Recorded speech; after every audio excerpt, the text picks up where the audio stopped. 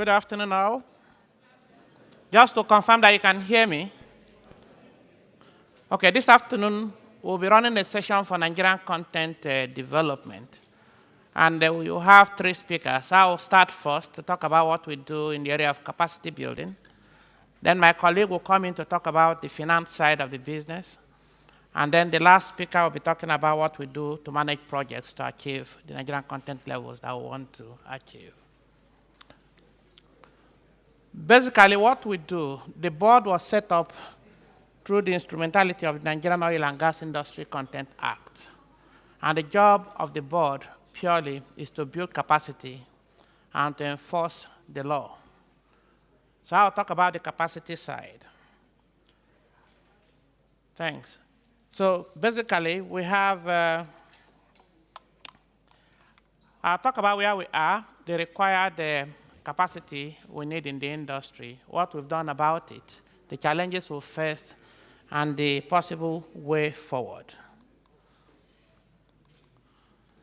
So the law, the Logic Act, the way we call it, in the schedule has defined different targets for us to achieve and different areas that we should focus on.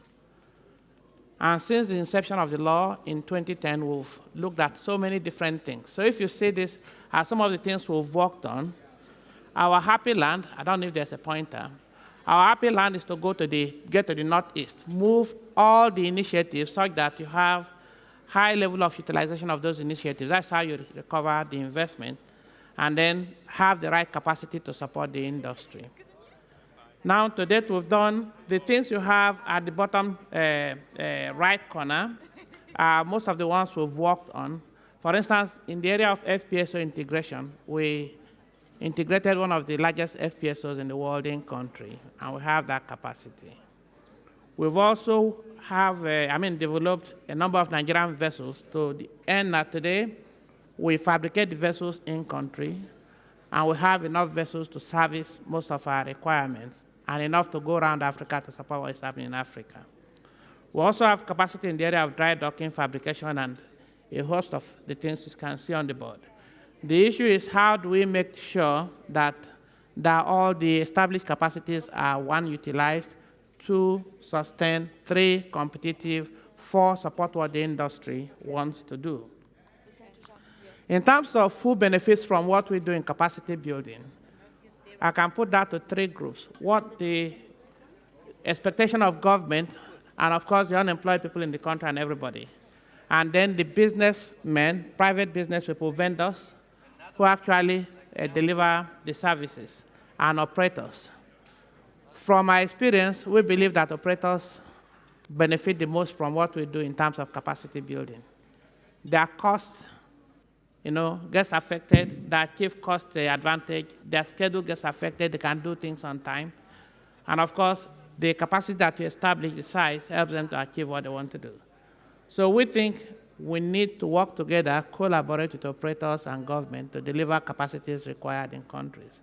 In some places, they see local content as evil.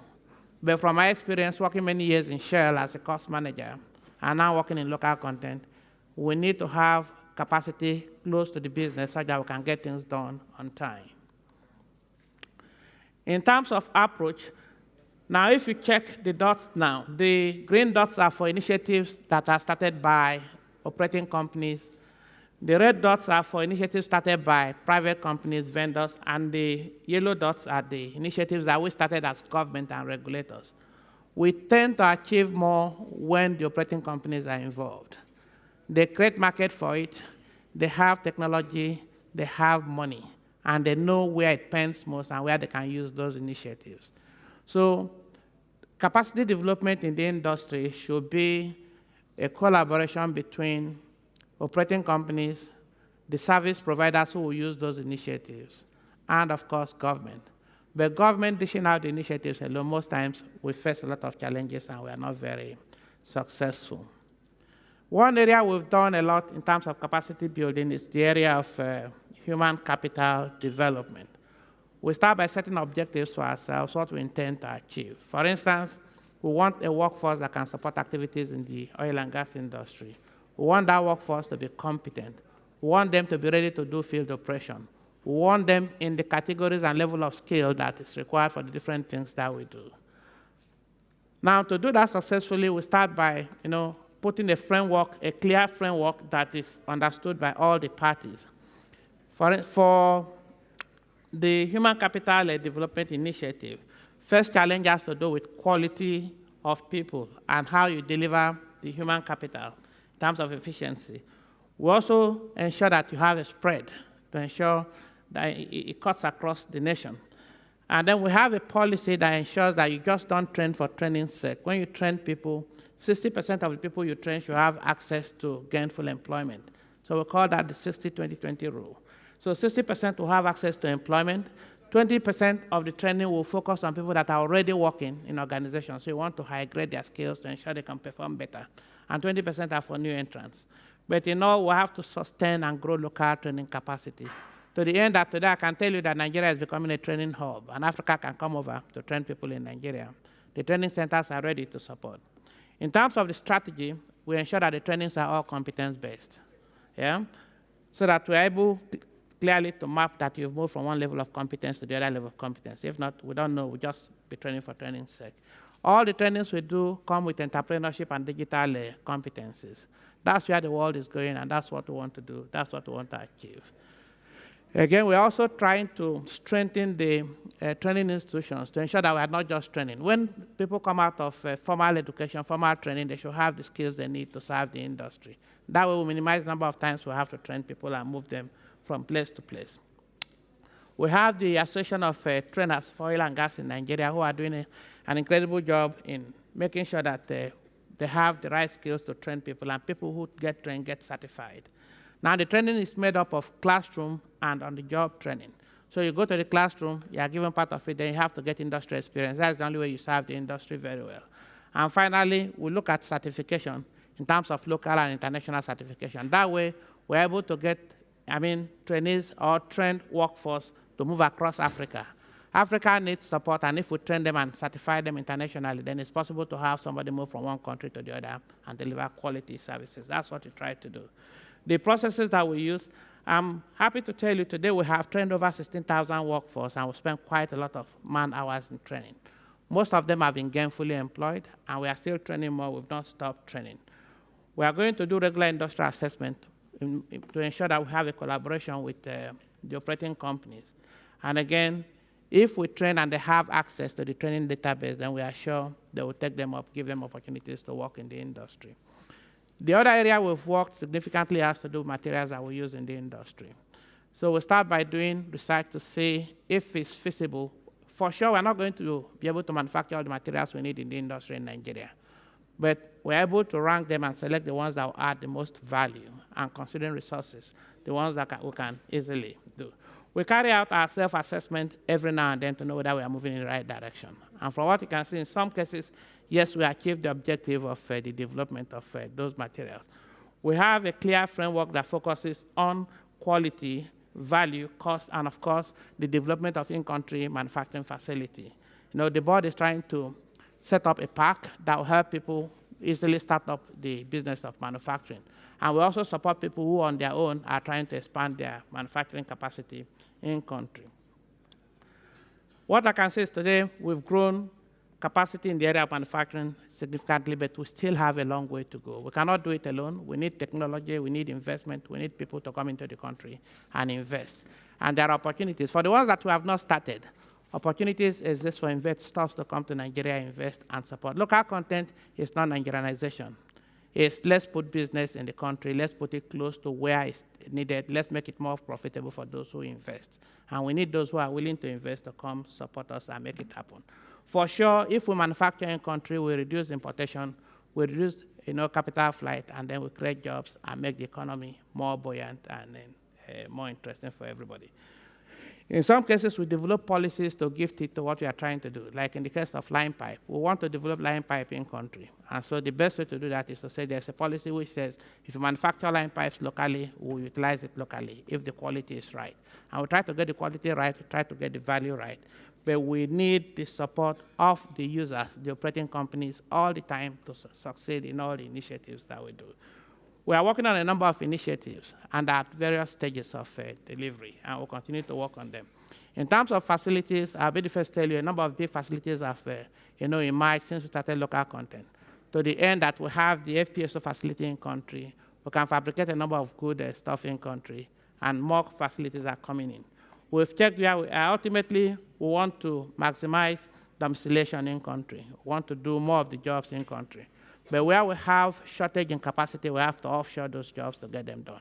The most important thing is delivery. Let's make it happen in Nigeria. Let's support the industry.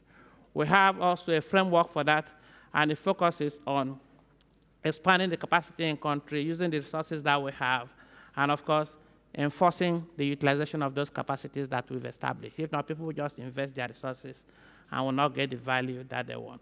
If we're able to do that, then we enforce that there's offtake. And once there's offtake, we also ensure that jobs are created. In all cases, all the companies doing manufacturing, all the companies doing fabrication, to assure the investors and take away the risk, we ask them to go through the ISO certification process to tell people that there's a system in place that will give them the value that they want and ensure that they succeed. That's the total integration yard for the Egina FPSO. That was successfully done in Nigeria. We want more like this to happen across Africa, and the economy of Africa will surely take off. In the area of marine vessel, I'll be the first to tell you that over 50% of the vessels we use in country are owned by Nigerian businesses. And over 40% of those vessels are now being fabricated in country. We now need to improve capacity to manufacture vessels that are in class. We now need capacity to do dry docking and maintenance of those vessels. We now need to put businesses in the hands of people who need them in Nigeria. So in summary, I think we've started the journey towards developing capacity in country. There are challenges. Some of them we're able to manage, but we still need resources, we still need support, we still need technology to get these things delivered. Yeah? Enough reasons, enough excuses for not utilizing the capacities that we've developed. It will always evolve. There will always be reasons for why we do things. But if we work together as an industry, if we have the operators, we have government and everybody pulling together, I'm sure our 70% aspiration, will be easily realized. Operating companies in Nigeria, some of them have excess capacity that we can ship to Africa. We've done a lot of job on the quality of the things that they do, and we are ready to serve. Nigeria is open for business, and we are ready to support Africa. So why not call us? Let me stop there. Thank you very much.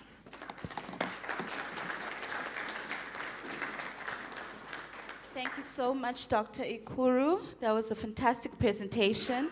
You want to open maybe one or two questions before we move on to the next presentation? That's fantastic. Right. Is there anybody who would like to ask one or two questions max? We are running on a tight schedule.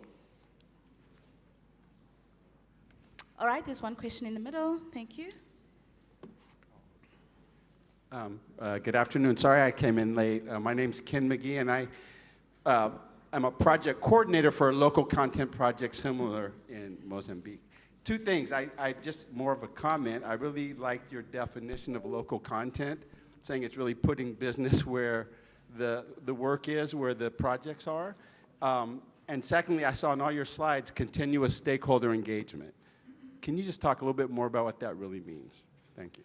Okay, let me take your first question first. Local content, what does it really mean? So my example is always simple. In my sessions with vendors, I call them out and I say, okay, this phone is either manufactured or sourced in country, and the other 10 are sourced from outside the country. So what is the level of local content? Yeah? Number sourced or developed or acquired in country divided by the total number that we need for the project. We have a textbook definition in the Logic Act, the quantum of value either created or utilized in country. But it's really on our ability to use our people, our material, our tools, instead of depending on things that you have to hire from outside. And sometimes we work on some technologies locally that are useful to the industry. Okay, you have our money or money that you can source from within before you borrow from, external sources and all of that. and some products of our research and technology and all of that. When you put all of that to create value in the industry, you are doing local content, and that's how I would define it. Yeah? In terms of stakeholder engagement, I started by talking that alone, legislating things and forcing things on operators does not really work all the time. We need to collaborate. You have to work on their pain points. They tell you where they need the most help first, and then you are successful. But if you say you want to go out to build the biggest rig, you can build it, and it will be on the quayside for years. Nobody's using it, and you're not adding value to the system. Great. One more question. Thank you. Hi, I'm Chisa from Nigeria. My question is as it relates to capacity building and the fact that obviously the board is unable to close all the gaps at once. But how do you prioritize the high impact areas and just to enable you ensure that you're applying or measures of implementation in the right area? Okay, so a number of factors come into play. Yeah, part of it is driven by project needs. You have a project that's coming up, and you've evaluated the project. The company or the operator that's doing that project tells you, okay, we want to do this, but we are unable to buy or see the service in country. We think we need to close that gap. So we jointly identify the gap. In terms of human capacity, if you look at something, the application for expatriate quota and things like that, you know that we are deficient in this area. That's why they are bringing people to solve a problem. So over a longer term horizon, we want to begin to develop people to fill those spaces and support what you do. There's also the opportunity to do needs study. Yeah, like for all the capacity, the areas that we are working on, we get a cross-section of industry stakeholders and subject matter experts to do a study. I've had groups do study on chemicals, I've had groups do study on bolts and things like that, and they come back with the report to say, okay, we are short in this area, we need to develop this capacity, and this is how we should go about it. That way, we are sure we're working on the right things that will support the industry. Thank you. Thank you. Thank you so much. Round of applause for Dr. Ikuru. Thank you for that wonderful presentation. Thank you. Please do have a seat. Thank you. I'll be welcoming your colleague to come on board. So I'll bring Obina on. Dr. Obina Ofeli will talk about finance. Thank you. Before I introduce our next honorable speakers, I'd just like to make just a quick reference and a quick thank you from our Chevron representatives, Mr. Rick Kennedy, the Chairman and Managing Director for Chevron Nigeria Limited. Thank you so much, sir. Cosmos Lueze, the Director for IV Operations, Michelle Plague, the Director for Deepwater Operations, and Ismaje Brikin, the GM for Corporate Affairs, all from Chevron. Honored, thank you so much for your attendance and your presence at the event. Without further ado, I'd like to introduce our next honored speaker.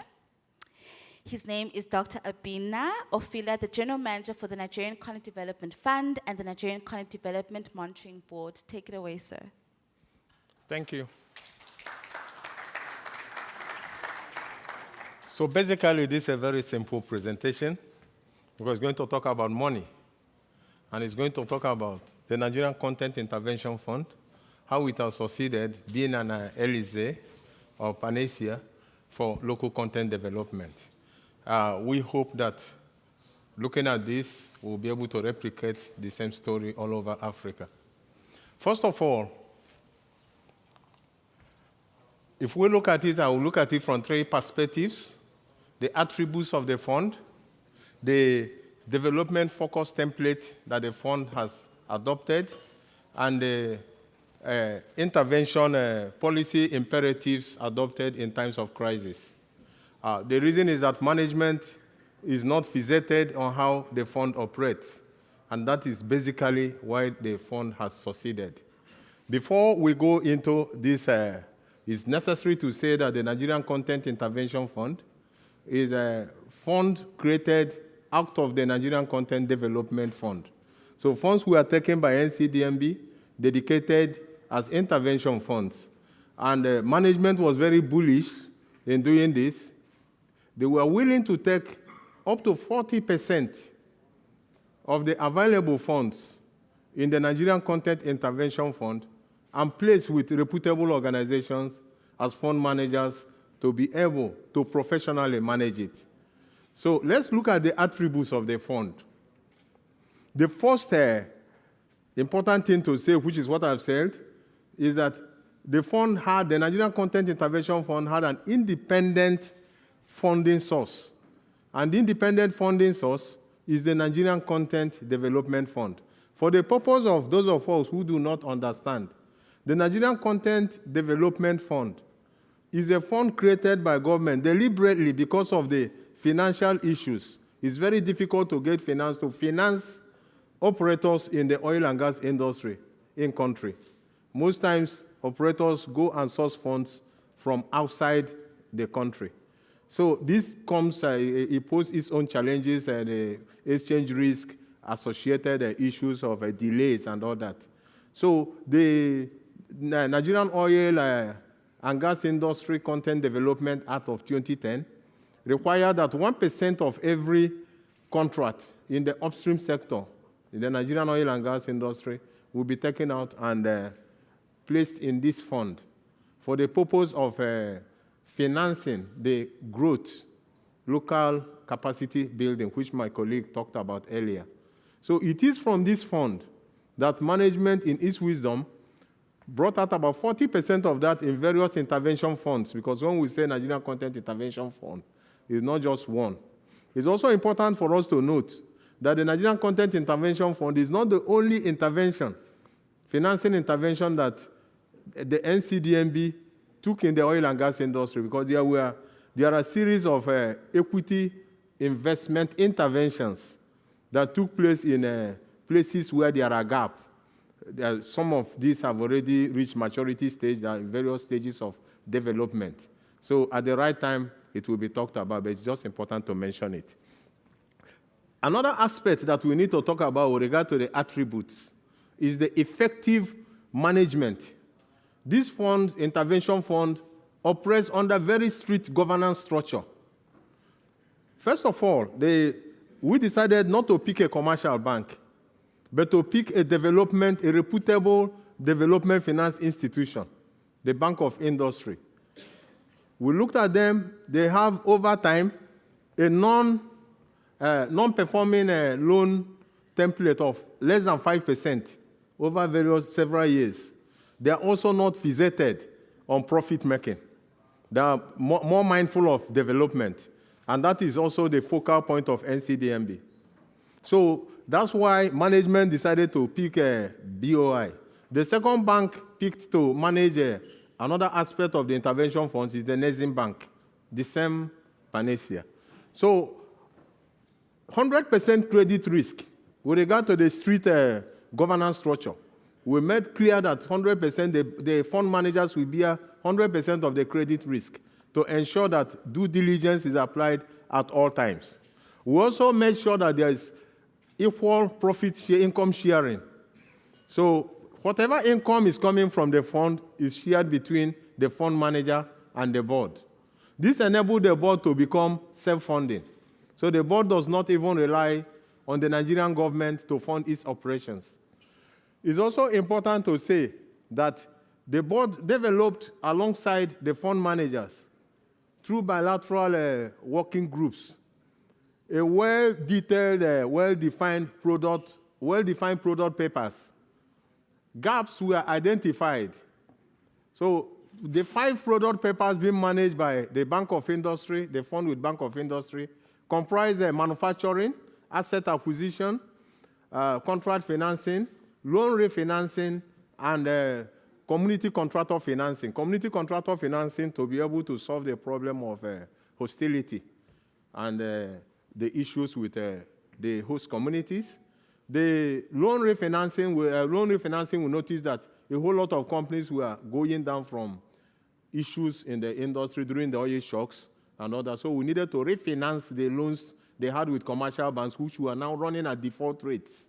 So it's also important to say that the coverage, $300 million was placed with Bank of Industry in the first instance, and another $50 million placed for NOGAP's manufacturing fund. And I've already mentioned the 5 products. Then there's a second $50 million with Nigerian Bank, which was placed to try to help women in oil and gas to easily access finance.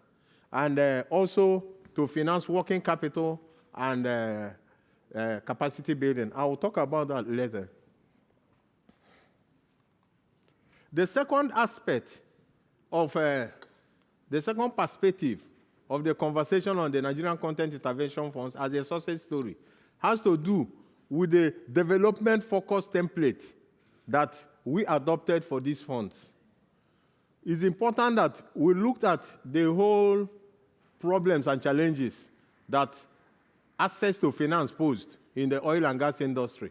So what was done was to have well-defined product papers to address these gaps across supply chain and activity chain in the industry. I've mentioned most of the product papers.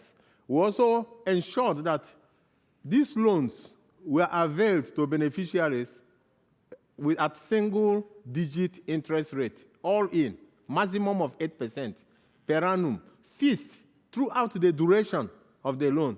So if the tenure of the loan is 5 years, you just go rest assured that your loan will run at 8%. There's nothing like tomorrow we say the cost of funds have increased, or we say that due to economic situation, just as it happens with most commercial loans. So it's fixed at 8% throughout the tenure of the loan, 8% per annum. And we have a assured long tenure, because one challenge that people who are looking for financing faced is that most of the banks who are not willing in country to lend long. So we made sure that you can have this loan for a tenure of up to 5 years.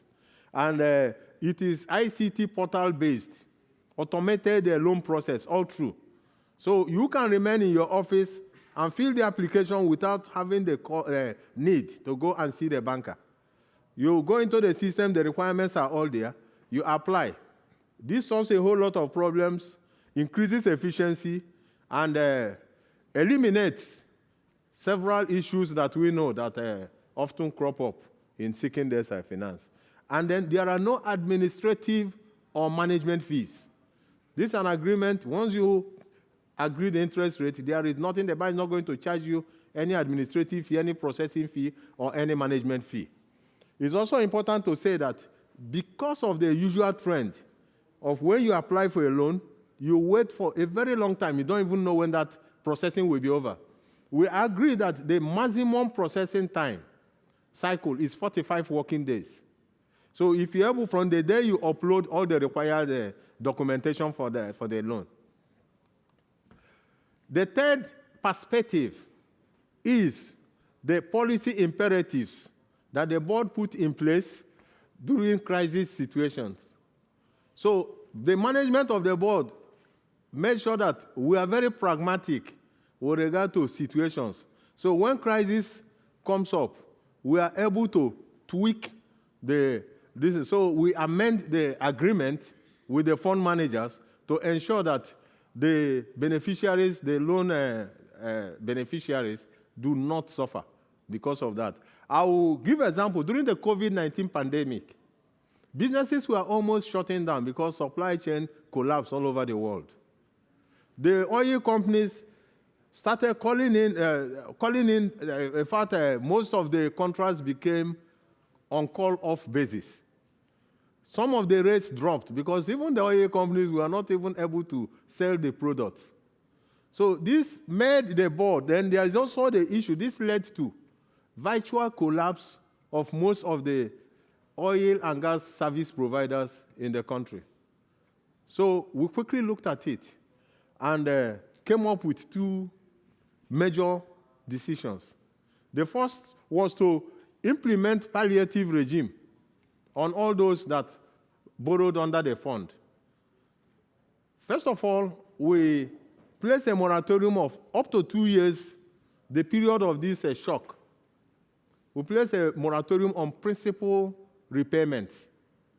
This process of moratorium on principal repayments led to extension of the tenor by up to 2 years. So except you say you do not want to take it, then automatically it's there for you. If you are supposed to repay, so this pushed the tenor of the loans from 5 years to 7 years. So this helped a whole lot of companies to weather the storm. We didn't stop there. We also directed the fund managers to reduce the interest rate from 8% per annum to 6% per annum during this period of 2 years. So this actually helped a lot of the companies to weather the storm. And this has helped in making sure that we do not have default in these loans. The second decision that was taken was the initiation of the $50 million fund with Nigerian Bank for working capital, because so many of the companies ran to the board that they will have to downsize because of it's an obvious economic decision. And because we are developmental in nature, we said, no, let us offer you support, working capital support, so that you will be able to weather the storm. And that's how this came up, the $30 million soft fund with a very soft collateral, better pricing of 5% per annum, fees throughout a period, up to 5 years tenor on the loans, and the semi-city, and we reduce the processing time cycle from 45 working days to 21 working days in the new bank. So all this led to, as I talk to you, the seed funds with the Bank of Industry on the Nigerian Content Intervention Fund is all lent out. I don't think we can talk about the many banks. If we look at the statistics here, we see that percentage of approvals to applications is 65%. I don't know how many commercial banks the world over that have this type of record. 65% of all the people that applied for the loan were approved. It's left for you to meet the requirements for disbursement. And out of this 65%, 32% met the requirements for disbursement, which is also a very high figure. 1/3 of all applicants got disbursement. So as I talk to you, the entire fund, seed fund under the Nigerian Content Intervention Fund, the segment with BOI is lent out. So far, $375 million have been lent out, and there are still funds available because of the prudent way that it is going, because so many of the repayments from principal repayments go back into the fund to be relent to those who need it. So we still have funds, and it is trending. It's very interesting to say that the board is a self-funding agency, and part of the 50% income that is coming from these facilities is helping the board to sustain its operations. I think, having said this, the fund is open because we can see it's a success story. We can also see that it is beneficial to investors.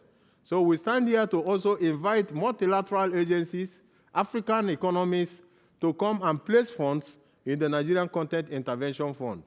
It will help to increase the success story. It will also earn you income. Thank you.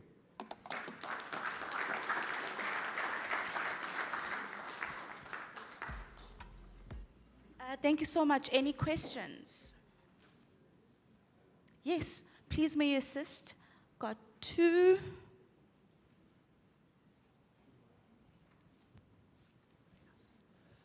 Thank you, Dr. Obuna, for an excellent presentation. My name is Sophia Horswell, Dr. Sophia Horswell from SBDC Nigeria. My question, for the $20 million funding that goes to women in oil and gas, what's the current utilization rate, or is it early days yet? And what have you heard, if any, of the challenges of women accessing this fund? Thank you.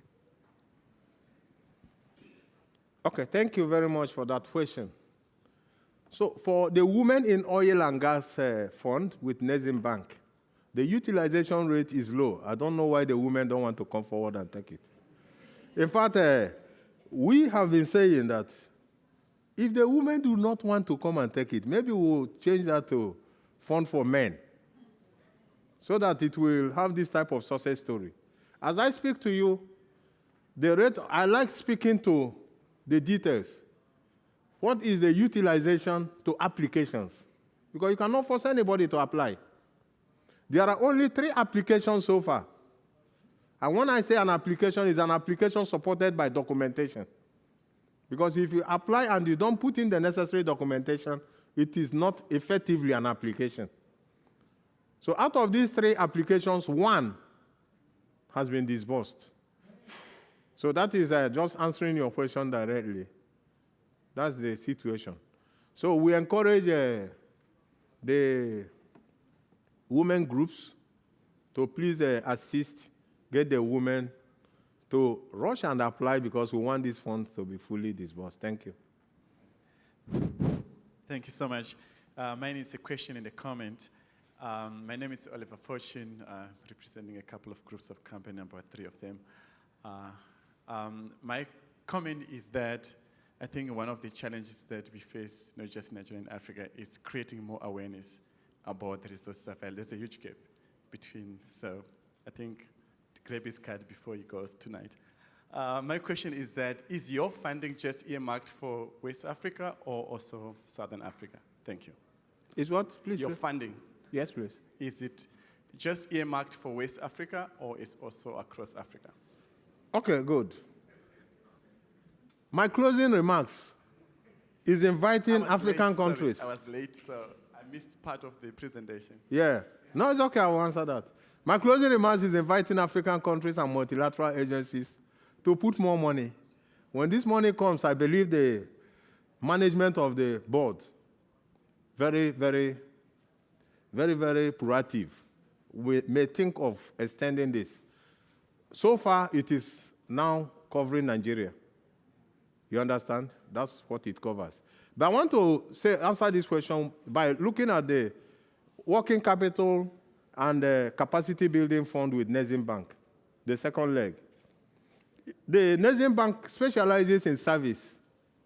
And this fund, the focus of this fund is to help operators prepare under the AFTA to be able to offer services across the African continent, the oil and gas business. So what it means is that it is also preparing companies that benefit from that fund to service the entire African oil and gas space. But directly answering your question, any country that puts in money into the fund, I think management may look at it potentially to cover companies from that country. Thank you. Thank you. Okay, thank you very much. We've unfortunately run out of time, but a round of applause for Dr. Ofili. Thank you so much for your honored presentation. Please do take a seat. Okay, thank you. All right, we'll be conducting our last presentation for the afternoon. I would like to welcome to the stage Engineer Bamidele Abayomi, the Director for Project Certification and Authorization for the NCDMB. Apologies, thank you.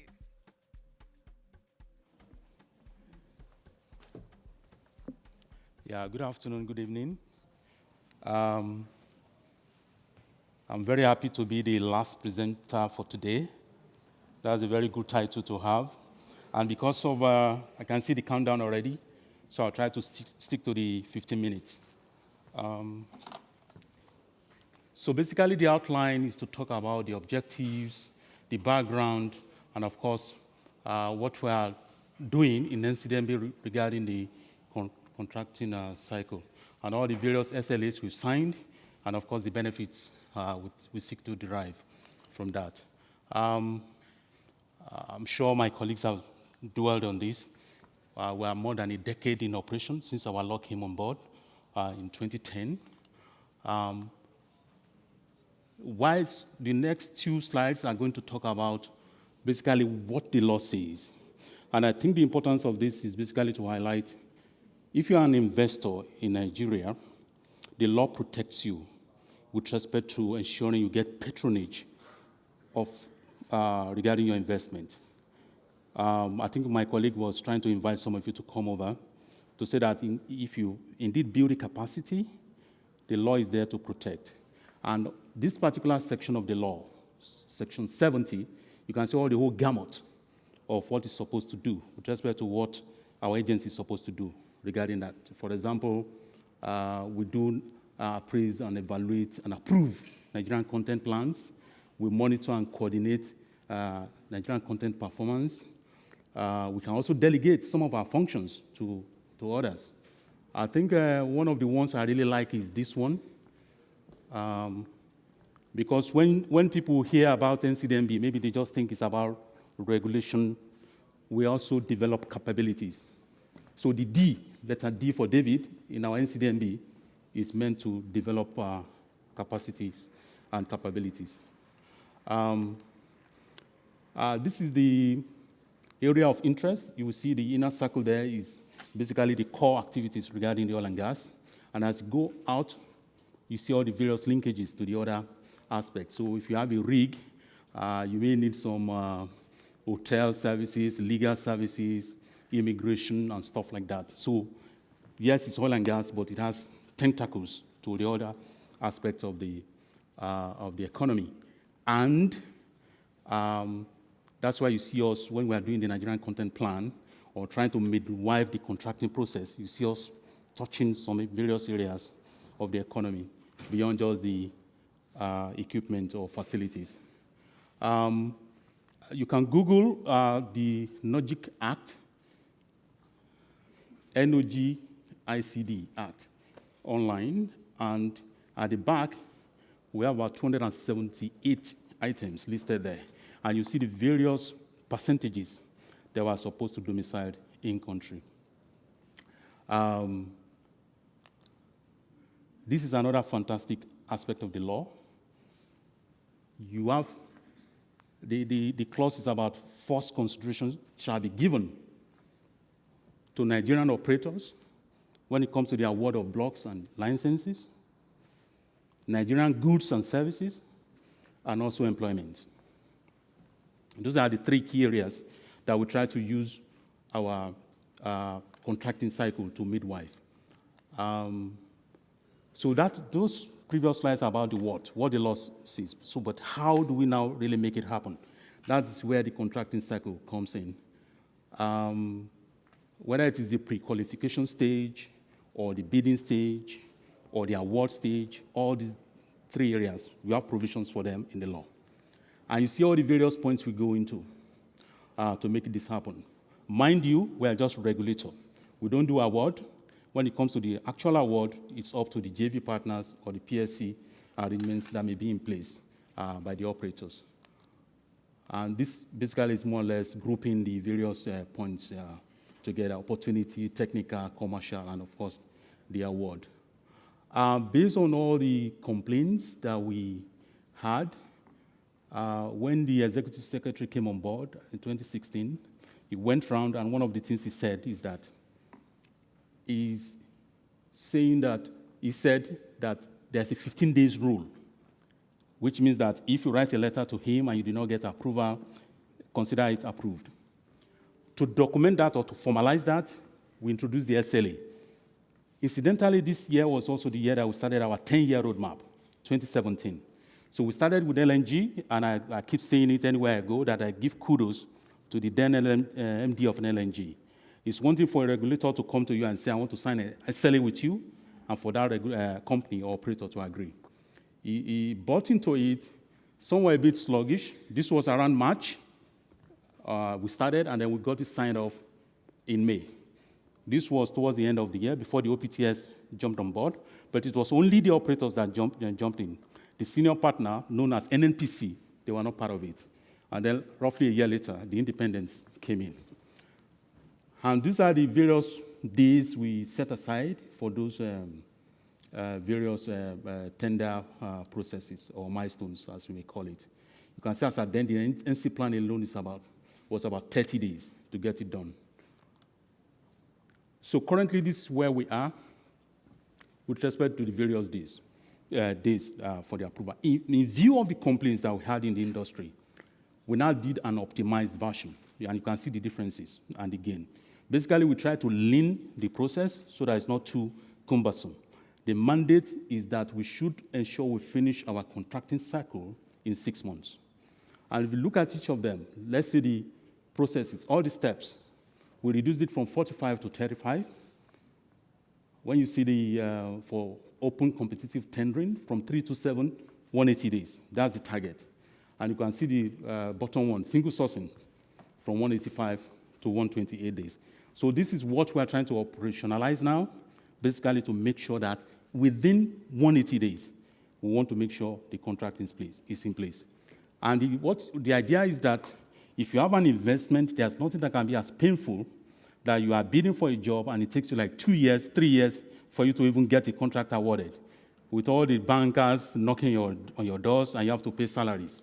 So that is what is driving. This is the picture we took when we signed it off in Abuja last month.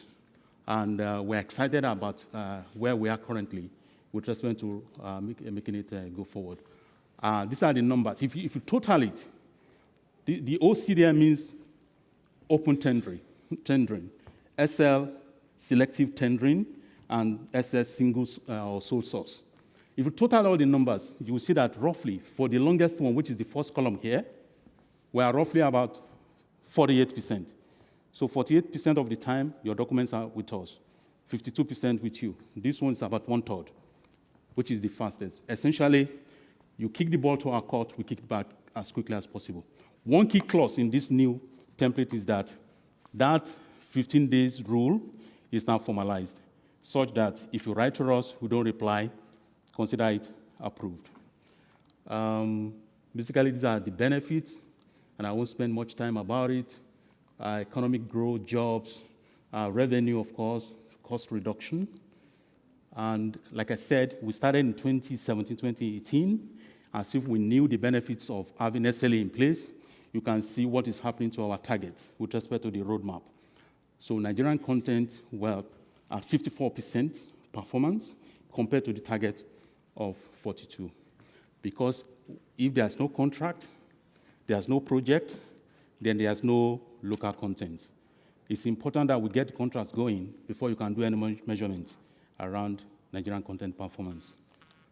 Last slide. Essentially, we are all doing this because we want to be number one and remain number one MDA in Nigeria with respect to ease of doing business. Yes, we are a regulator, but we're not a blocker. Our purpose is not to block your investment or slow you down. Essentially, we want to make sure that everything goes on smoothly. And we are very delighted that the agencies of government, private sector, public sector, recognize our performance to date. Thank you very much.